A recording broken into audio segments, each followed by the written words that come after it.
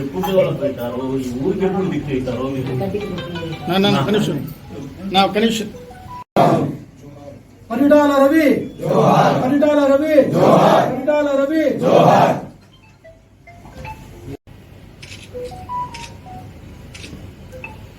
Kadiri Telugu Desam party తరఫున ఆయనకు నివాళులు అర్పిస్తాను.